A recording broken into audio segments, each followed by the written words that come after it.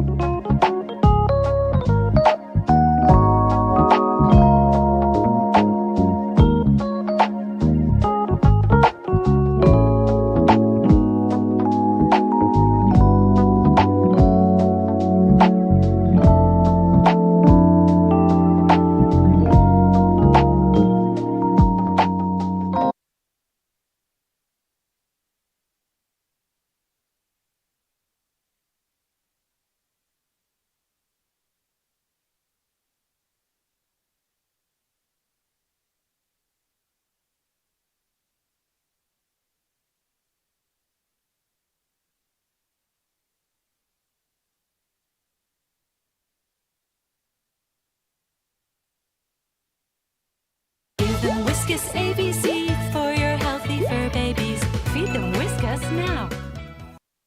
Freshness na sakto lang? Gawing todo fresh confidence. Switch to Colgate Fresh Confidence. With breakthrough. You know, when I was young, I grew up in a fairly strict house, always knowing right from wrong, and for the most part, always been able to decipher what I should or should not be doing. And now that I'm a parent, I realize that having and enforcing a set of rules is an extremely important part to an orderly and functional household. And any trader that wants to make it for the long haul must also have a strict set of rules and make sure we stick to them. Because at the end of the day, what good are rules, even if we break them, maybe 2 to 3 times a year? You know, there's nothing worse to me personally than taking a loss in the market that can wipe out weeks or maybe even months of trading. You feel like the last several weeks or months got simply flushed down the toilet. You know, you spend day in, day out grinding out wins, grinding out trades, only to have everything, you know, be wiped out. It can be mentally demoralizing and very hard to get your mind back on reset. You know, it's the financial part of the loss that hurts the most, but the mental and emotional part can be just as bad, because if you're not trading with a free and clear mind, you may as well go home. That's how even some great traders can get caught up in a vicious cycle. Once the losses start, they almost don't know how to get themselves out of it. That's why I think it's so important to try to stick to your rules and limit your losses. You know, one of the great benefits of being a trader is that we're our own boss. We work from home, and for the most part, we answer to nobody. It's really everybody's dream job. But, you know, on the flip side, there's nobody there to hold us accountable. So let's say we all were to work for a company. It doesn't matter whether it's big or small. And 2 to 3 times a year, we bend the rules. Or 2 to 3 times a year, we just make that same mistake over and over again. And we cost this company tens of thousands or possibly hundreds of thousands of dollars. What would that company say to you? You know, most likely you'd be out of a job. That's why it's so important, as self-employed individuals, traders, we hold ourselves accountable for our actions. Now, as a trader, I realize the most important thing I can do on a daily basis is preserve my capital. Taking excessive risk, taking on marginal trades, or adding to losing trades is an easy way for losses to add up. You know, sometimes as traders, we're always focusing on the next big setup. How much are we going to make on VERI? How much are we going to make on this? How much did I make last week or last month? But how often we focus on what we're doing poorly? How often we focus on our losses? You know, I think our losses can be a great tool to help us create some rules. I think our losses, you know, can help us study and say, hey, this is what I don't want to do again. This is what I don't want to do in the future.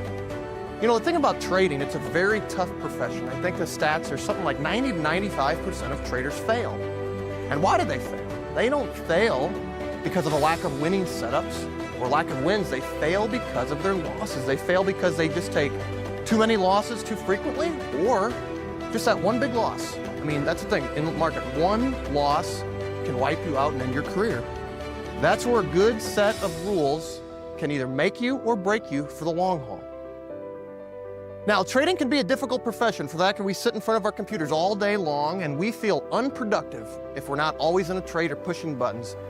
You know, we follow traders on Twitter who tweet a new idea or ticker every 35 seconds, and we say, hey, that guy trades 80 to 90 tickers a day. I need to do the same thing. No, I think that's BS. I think you should not do the same thing. I think you need to stick with your high probability setups, the setups you know you're going to be profitable on. I'd say at least 75, 80, hopefully 90% of the time. Now, sometimes it can be hard to sit on your hands and be patient, wait for those setups. But why chase subpar setups? You know, why chase boredom trades? Why put good money after bad? Now, how many of us here of traders have followed a chat room, a Twitter, or a friend into an idea that we knew was not a high probability setup for our own trading style? Now, we all have different trading styles here. What works for you may not work for me. Personally, I'm a terrible long bias trader. If and when I ever do go long, I take profits extremely fast, knowing that a lot of times profits can just get away from me pretty quick. I don't have the patience nor the conviction, you know, to hold them. That's why month after month, year after year, I personally get more strict about the trades that I place. I probably place half the amount of trades I did maybe just 5 years ago, but I make way more money. Why? Because I trade the high probability setups that I know I'm going to be profitable on 80 to 90% of the time. I like to use size with those trades, and I have very strict rules when it comes to cutting losses.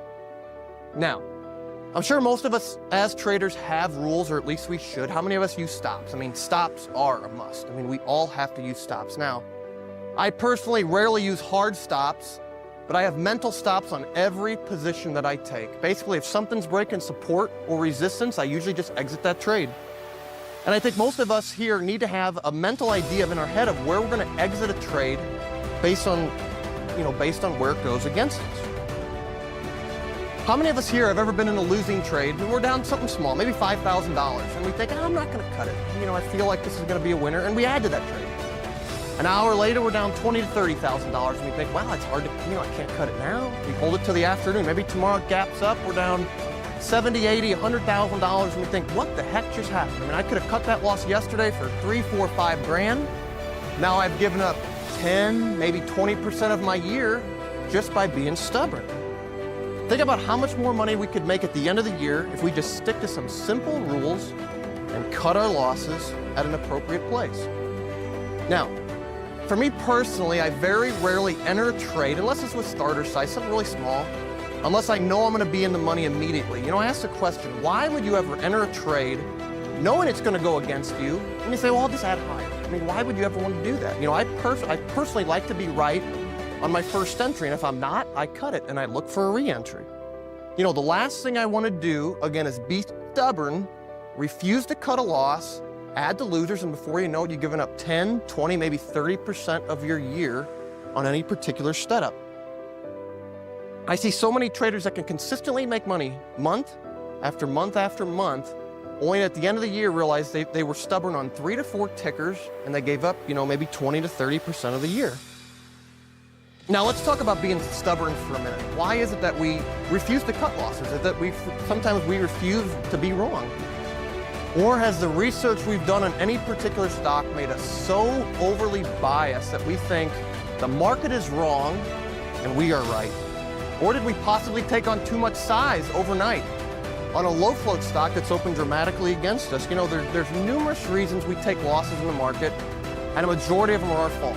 Sure, there can be unexpected news or events, but at the end of the day, I think it's our stubbornness that leads to some of our biggest losses. Now, I personally have a lot of rules in my trading. I've already went over a couple of them. Most of them are just ingrained in my head. I know I'm just like walking, talking, eating, and sleeping. I don't even have to think about it. But I'll go over a quick, a couple of my top rules again real quick. I like to trade the best setups out there. Setups that I know I'm going to be profitable on 80 to 90% of the time. And I like to use size with those setups. I ask the question, if you see a setup and you say, hey, 9 out of 10 times I'm going to make money on this setup, why would you not want to put big money behind that trade? Why would you not want to? I think the risk reward is definitely on your side there. I think, for me personally, the big money's and the big wins. I'm not going to get rich scalping. It's just not for me. And I certainly know I'm not